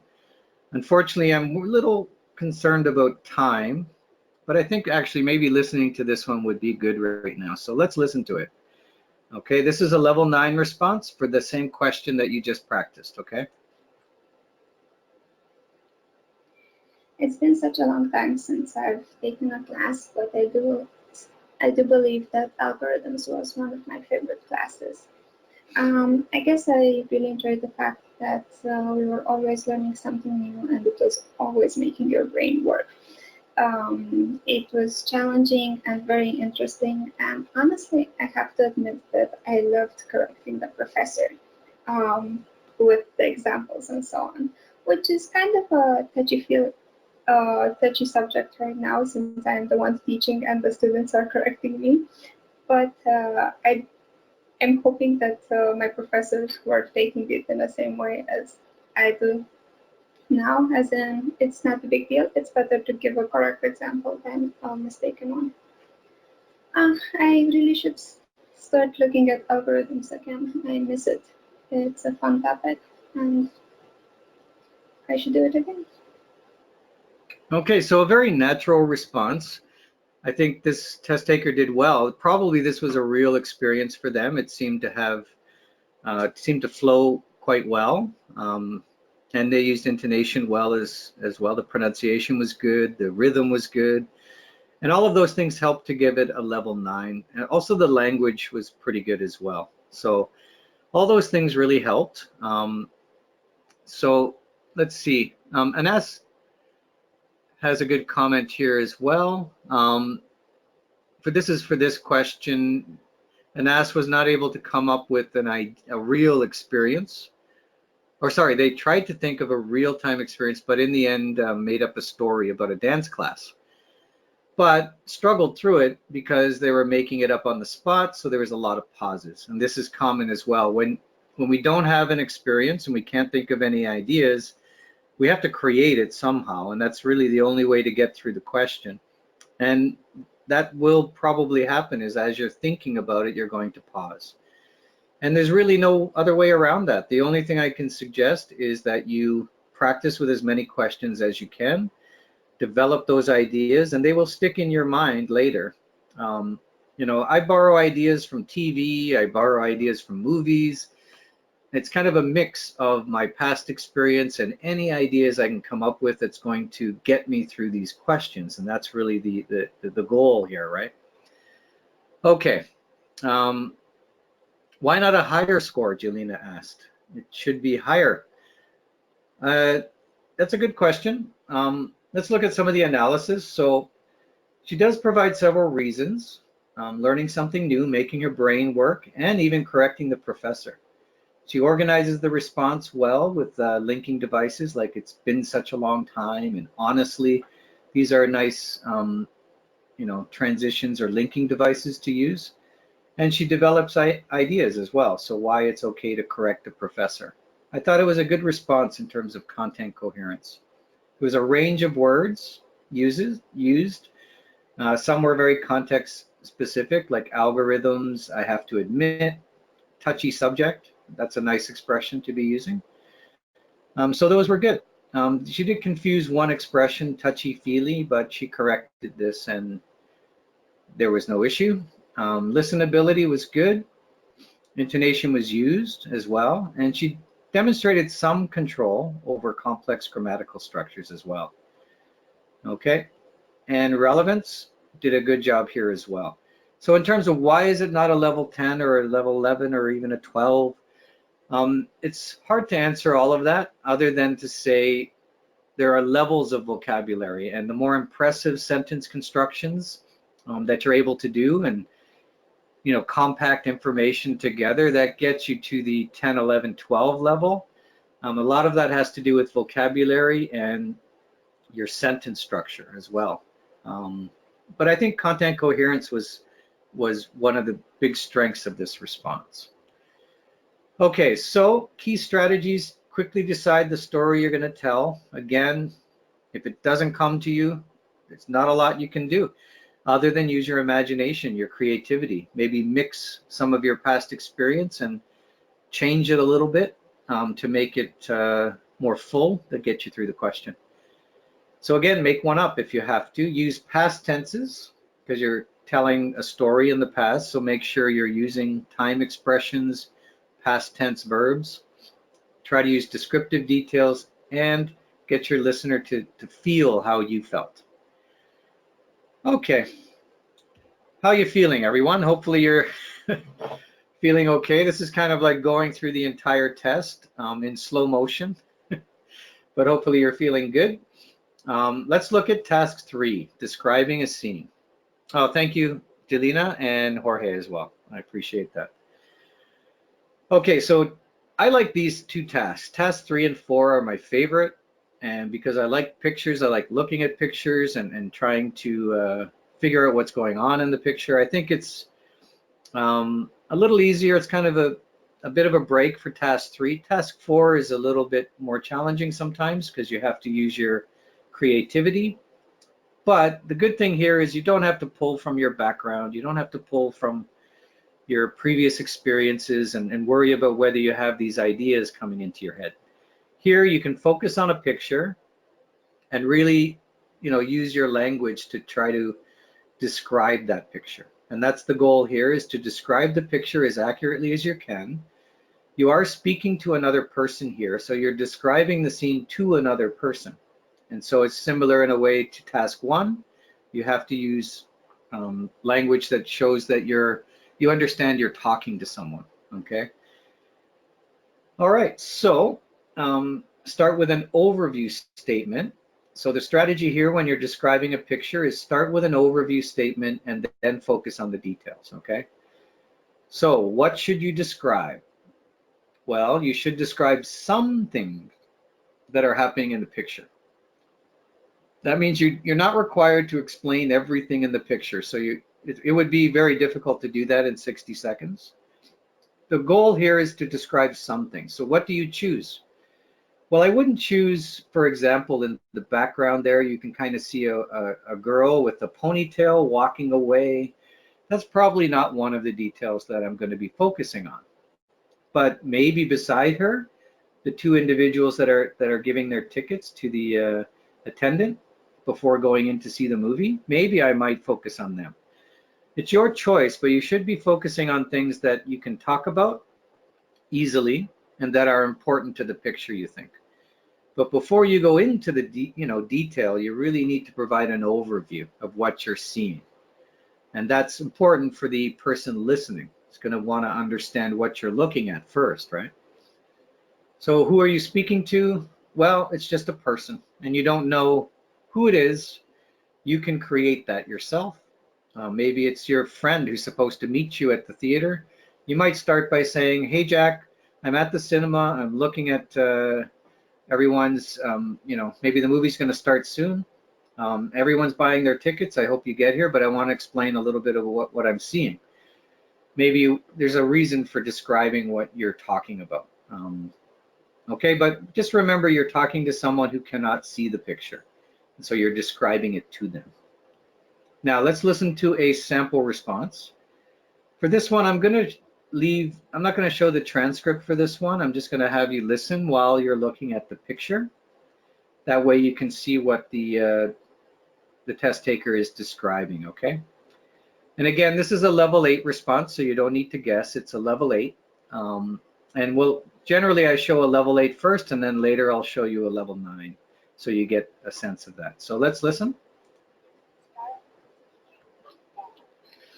Some of the things that are happening in this picture that I'm looking at right now it's actually a movie area. It's a movie's reception area where you purchase your tickets to go see your movies. There are movie posters, and there are a lot of patrons there at the area. There are couples, some already bought their popcorn and is heading into the movies. Some are buying their tickets. Some are now entering where there is the ticket attendant. And there are some now moving in while it's not very busy at the counter.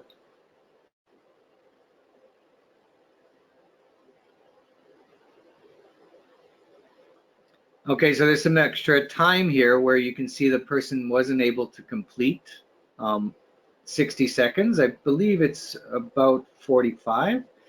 So they're a little bit short there, and you can also notice a lot of hesitation as well. So some of you might think it's even lower than the level 8, maybe a level 7 or something, or 6 even. But they did do fairly well in some areas, and that has to do with vocabulary, I think. They certainly understood the task, and some of the vocabulary was good. Sentence structure, not too bad. But overall, there's big room for improvement here, right? Janelina thinks 7. Naveen thinks, can't believe it's a level 8. I had a little bit of that reaction to Naveen. It was a little surprising it's a level 8, but it's not a level 9, and that's clear. So again, raters look at so many different things. So here's my analysis. They do describe the place well. It's a movie reception area. Not the best description maybe, but certainly good enough. You have to think about what it is based on what language you have. And you may not know exactly what it is, but this person did a pretty good job in developing a description of it. Movie reception area, great. And some of the objects and people like posters, patrons, ticket attendant, that's good. They just described things happening, like people buying popcorn, purchasing tickets, but they did not develop the ideas too much, which they could have. Maybe describe some of the feelings of the individuals or what they might do, where they're going, something like that. They use words and phrases accurately, pictures that I'm looking at, heading into the theater. So these, heading into is pretty good. So I think, raters look for these ways of expressing things, and they try to understand, they're basically looking at how well someone is able to describe things. It's not easy to describe, and it is a slower experience for a lot of people. And so, I think that's part of it, is why this score is a little higher than maybe what we think for task 1 and task 2.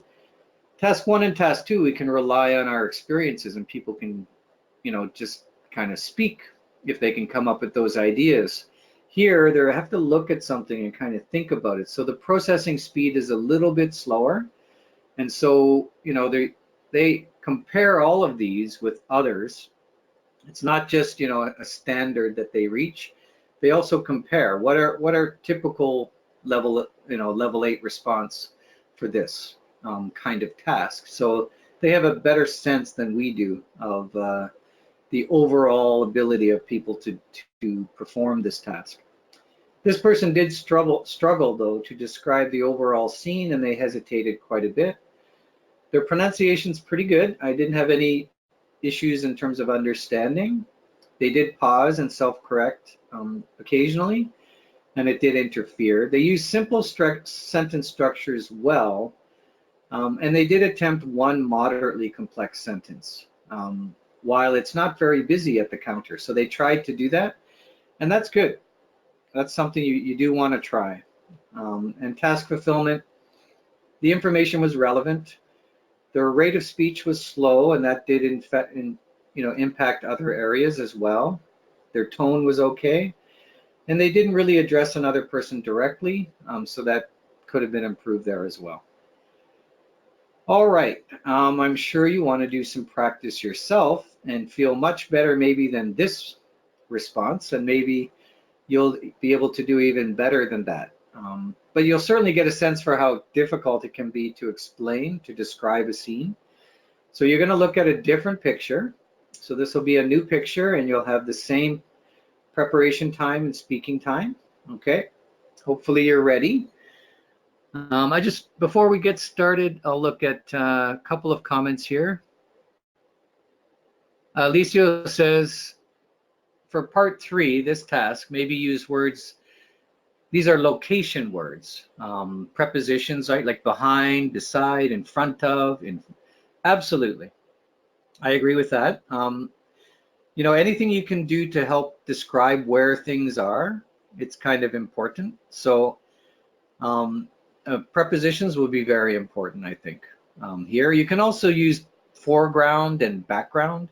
In the background, in the foreground, that can be helpful as well. But certainly location will be important in this task when you're describing a scene. When asked to describe, this question asked us to describe some things. So should I completely ignore all these tiny things, such as the girl with the ponytail? I wouldn't say you have to ignore anything. Really, you can talk about whatever you want. So the important thing there is that you don't have to talk about everything. I would focus on more important things that are kind of more active and something interesting to say, rather than listing a bunch of things that I see. I would try to develop those a little bit. So for example, if 2 people are purchasing tickets, there might be something else I can say about that will help me develop it a little bit. Okay, it looks like she's in a rush, maybe, or maybe she's not too happy because the tickets are expensive, who knows? But there might be something that you see that you can develop that a little bit more. Okay. You want to see the level 9 response for task 3, Satish? We'll see that afterwards, okay? After we practice. Okay, so now let's practice. Everybody ready? I think so. Let's go. Okay, your preparation time begins now.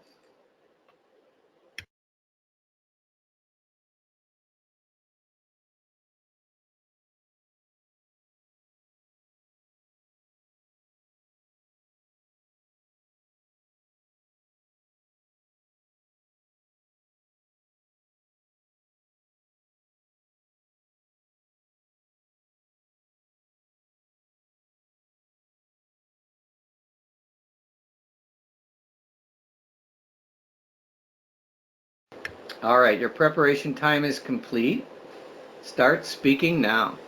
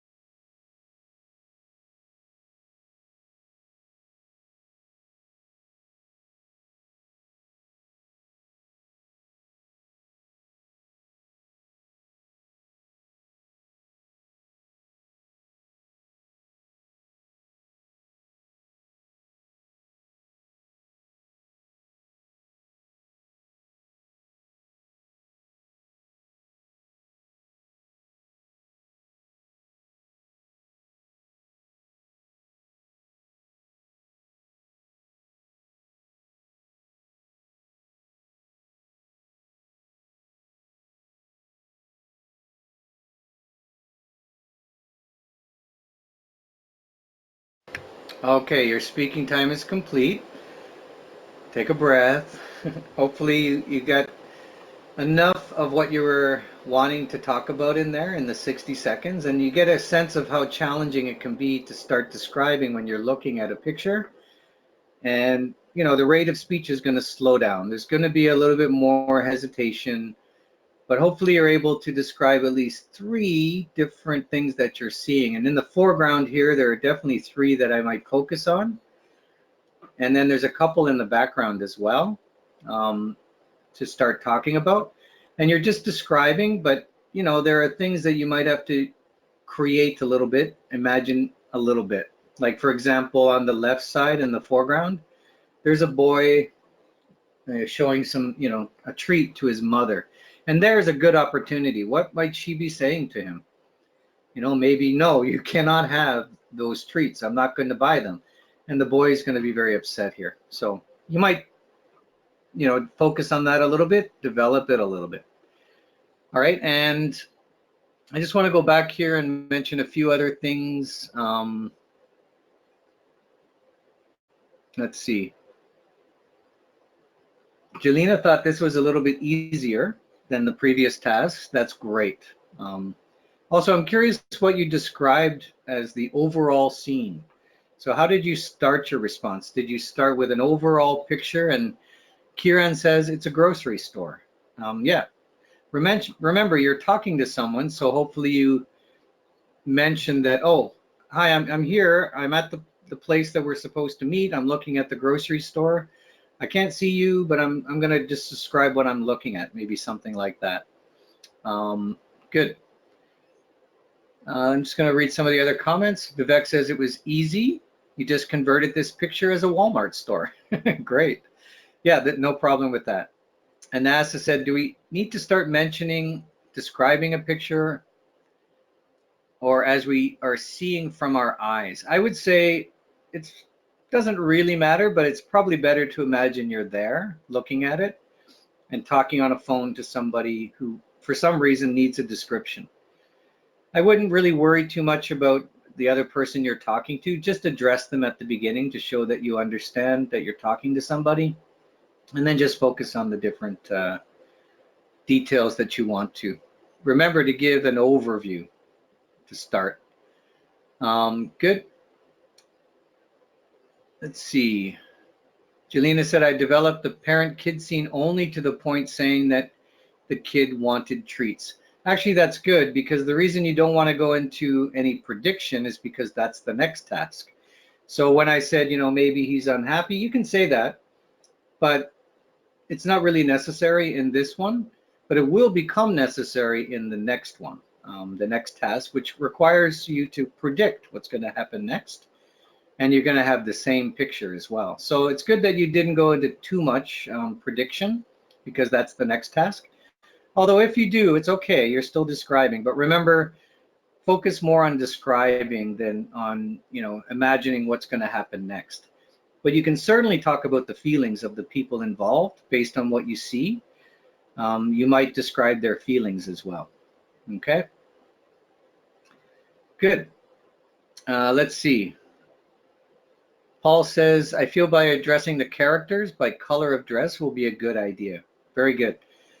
Yes, you need to identify them somehow, right? And this is part of the task, is how do you describe people, also locations, right? And also what they're doing. So certainly describing what they're wearing, anything you can say. I wouldn't go into a lot of detail, but something to help the person you're talking to maybe understand what's happening in the picture, who the people are. So if, for example, I might say there's a man probably with his daughter at the counter. They're paying for products. And, he seems to have something in his hand, but I don't know what it is. Maybe he's stealing it. Who knows? But whatever comes into your mind as you're describing, and not getting stuck in too long on one before moving on to another. All right, let's listen to a sample response. This time I'm going to show you the transcript since you do know the picture well. And this is a level 9, which somebody was looking for, right? Okay, so let's listen. Well, I can see a supermarket hall. It's quite large, not very busy. There are about 9 people there. I can see 2 cashiers. One of them is closed, so only one register is actually opened. There are 3 rows at the supermarket. There are a lot of vegetables selling. Looks like oranges and lemons are on sale. There are 2 kids who are very excited. They're picking up the watermelons. There is also a boy with his mother who looks like he wants to buy, I'm not sure if it's a book or it's a bag of cookies. Another boy is asking his father to buy him something he never. Okay, so a bit cut off here at the end. Again, you notice the slower rate of speech because we're looking at a picture.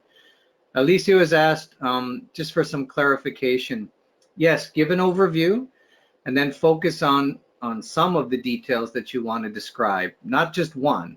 It would have to be more than one, up to 3 maybe, that you're able to really describe well, or just more. If you're not able to really go into much detail describing, just keep describing until your time runs out. Okay, I hope that helps. Certainly you want an overview like this person, and then start to really focus in on some of the details and how you would describe it, okay? And Jalena's asked if we said cashier instead of counter. Not a problem.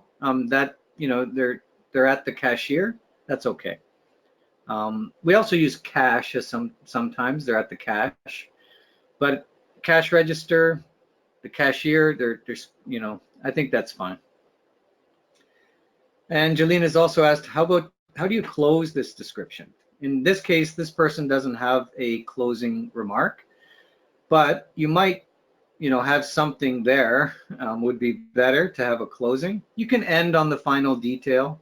That's not going to hurt your response so much. But if you had a closing like, it looks like this is a very busy place, you know, or something like that, or it looks like this is a very clean place to be shopping, you might say something like that, just to kind of wrap it up. But it's really, for this task, I don't think as important. So in terms of the response, I want to speed up here a little bit. We can see, you know, not a dramatic improvement from the level 8, but we see an improvement. And a lot of this is with the language being used, and also some of the sentence structure as well. But not a lot of difference in terms of, you know, the content and coherence. And there were similar hesitations and slow rate of speech. But you can see how just that difference in terms of vocabulary and sentence structure is going to make a difference in this task, right? Okay, and Koreans ask, can they be cash counters? Absolutely. A counter, a cash counter. They're not going to, you know, be worried too much if you're not accurately describing everything. And actually, you're rewarded a little bit for using the language that you have to be able to describe. Okay. All right, so key strategies here. Start with an overall statement, focus on details, build a picture. So that's why you can close with something like that might make sense based on what you've been describing as well. So you're building a picture, and then a natural conclusion might pop into your mind, hopefully. But again, don't worry so much about that. Be descriptive. And again, we talked about different ways you can be descriptive.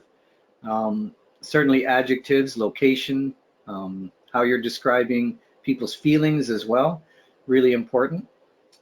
Include your feelings or those of other people as well. Remember, you're there, you know, you're looking at the scene, so you can involve yourself in the scene a little bit, right?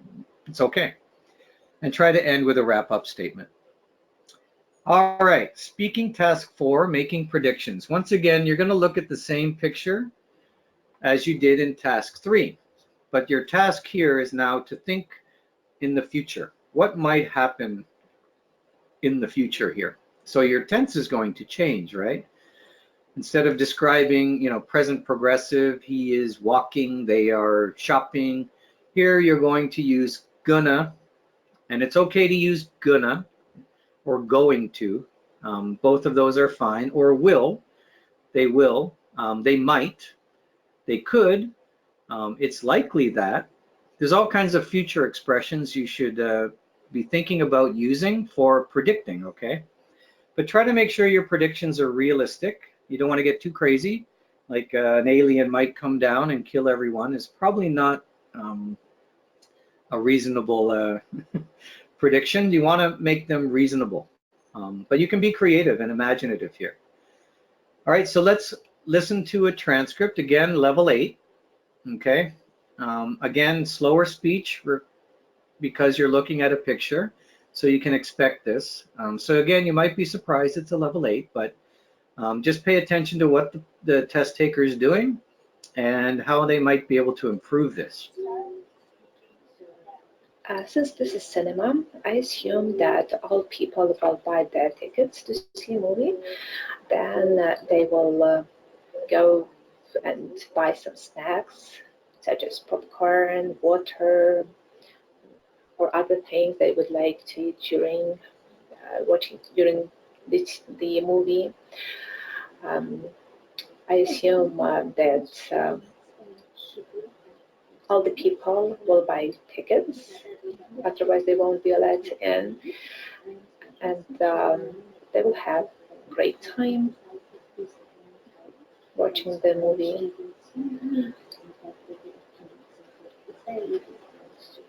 And all the staff will help. I consider the staff is helping people purchasing their tickets.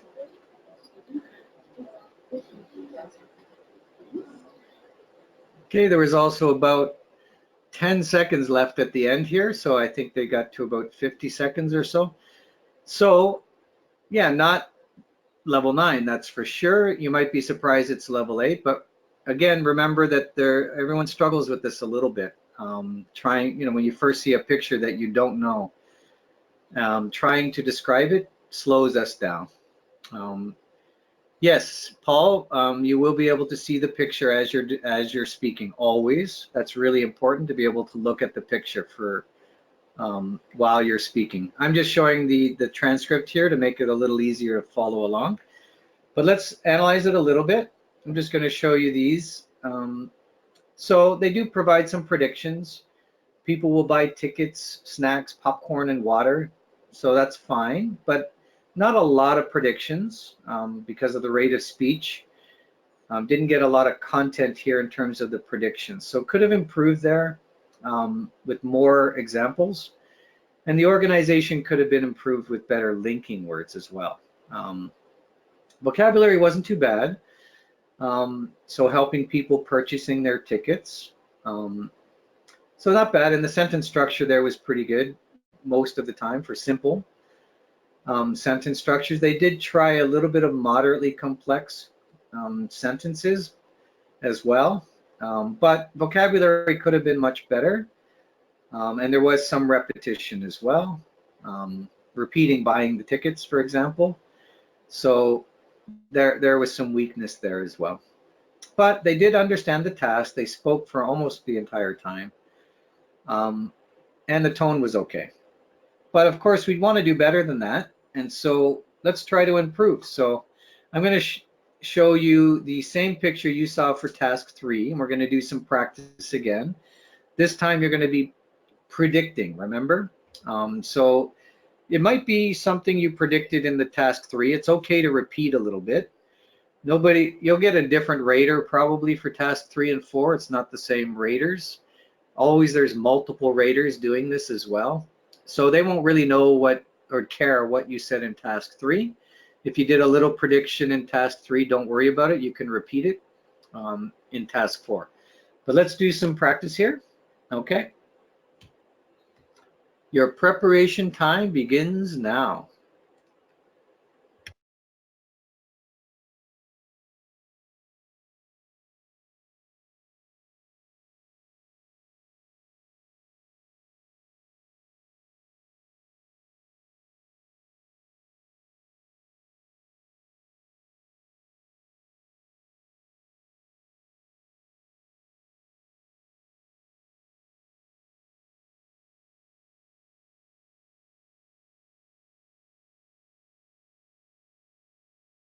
Okay, your preparation time is complete. Start speaking now.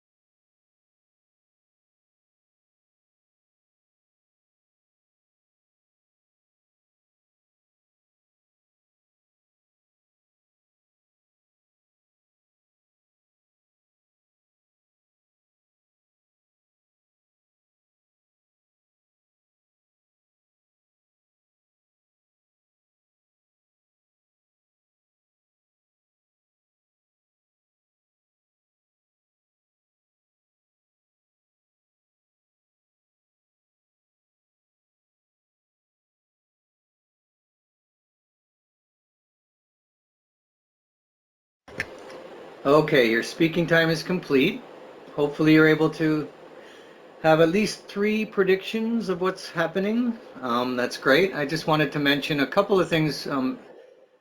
Let's see. Jelena said this is related to the movie scene, the theater scene. Some great ideas here. You did a really good analysis of that response. The vocabulary was a bit thin. There were pauses, breaks, and not going till the end. So yeah, those were all reasons why it didn't quite make it to a level 9. That was good. Kieran said prediction for the last picture, not this one. The girl and boy will fight with each other in the movie, and because the movie's about lovers' betrayal, they'll fight about halfway through the movie and leave without watching the complete movie. So there's an example of a prediction that's not crazy. It's certainly within the realm of possibility. It's possible that that could happen. And it shows some creativity there, and I think that's great. No problem there. You don't want to go too far, right? You want to make sure you're being realistic in your predictions, but certainly you can create a little bit of, I think this is a little bit of humor as well, or a little bit of irony maybe. No problem at all. Good. Let's see. Kieran has said as well, the store is going to be closed soon because the man in front would steal the chewing box unwillingly. That's possible. That's possible. Again, think about other possibilities as well. I mean, I think that I would have to know, why is the store going to close because of that. So you'd have to then follow that up with a little bit more. But one cash register is already closed, Kieran said. So that makes sense why the store is closing soon. So that was a really, really good thing to notice as well, that one cash register is closed. Or maybe they don't have enough employees, who knows? But certainly you can come up with some kind of explanation for that. And maybe they're closing soon.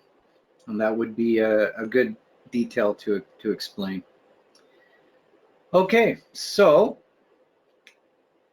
let's move forward. I'm sure you'd love to listen to a sample here. So let's listen to a level 9 sample, and then I'm going to play some higher level samples for this as well.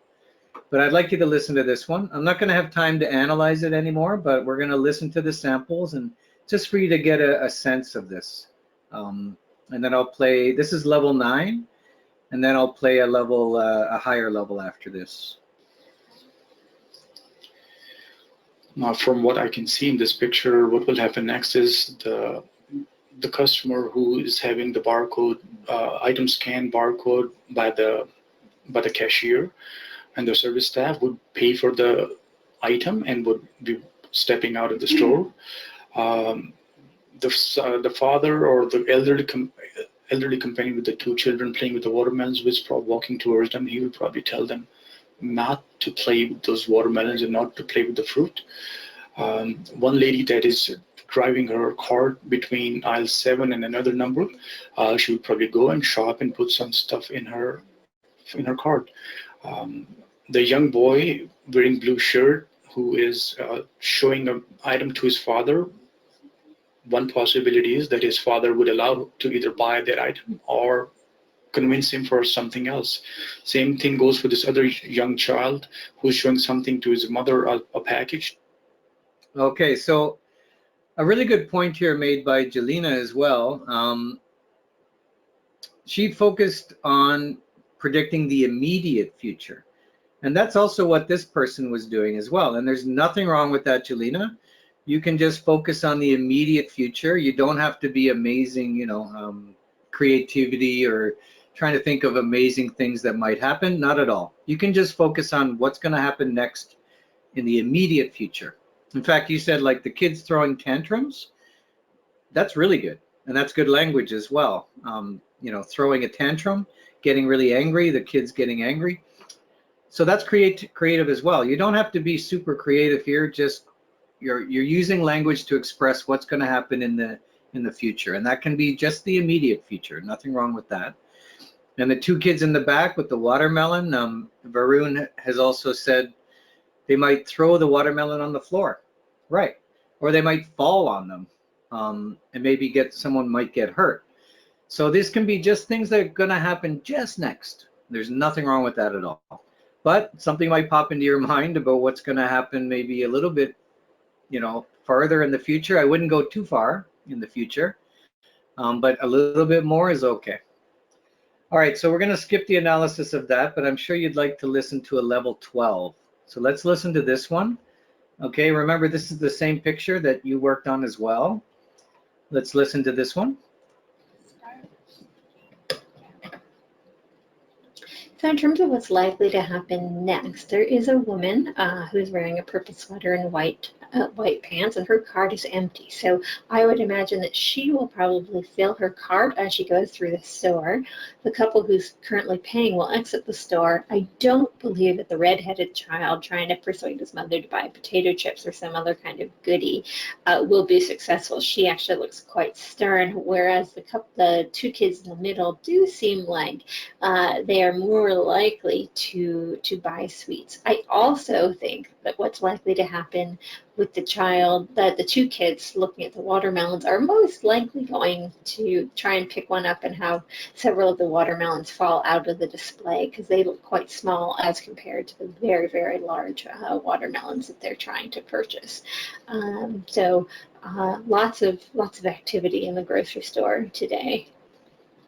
Okay, so you get a sense of what you are able to do at the highest level, where your rate of speech is faster and enables you to maybe describe things in a little bit more detail, to go into a little more detail as you're describing.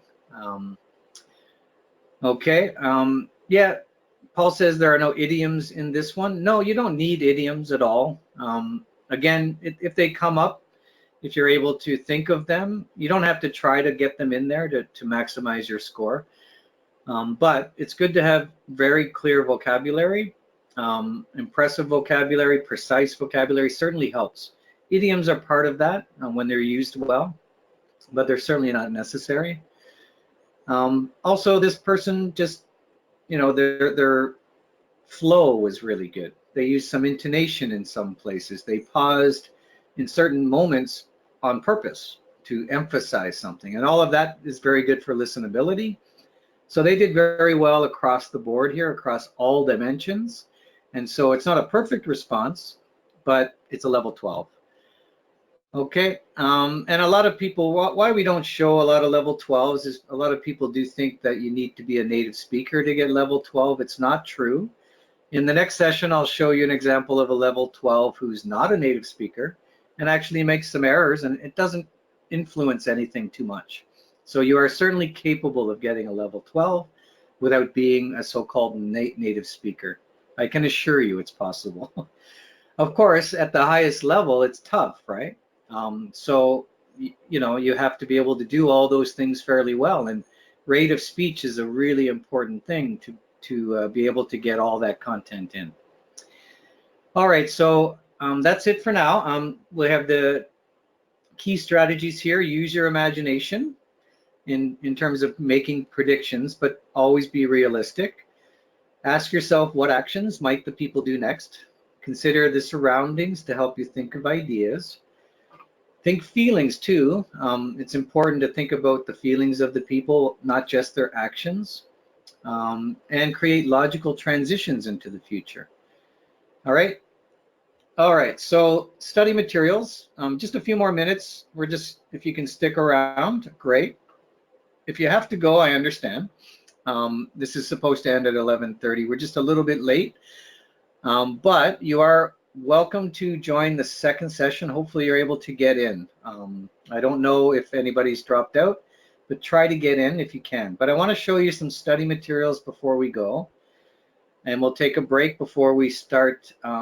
Actually, we start in 30 minutes at the top of this hour, Jelena. Okay. But if you haven't yet, certainly use the sample test as many times as you like to get used to the types of questions, the format of the test, and all of that. The sample test is always there. You can also sign up for a practice test free when you set up an account. Okay, so go to celpip.ca and you can also, so there's 2 tests that you can access for free. Okay, so you definitely want to be practicing with those.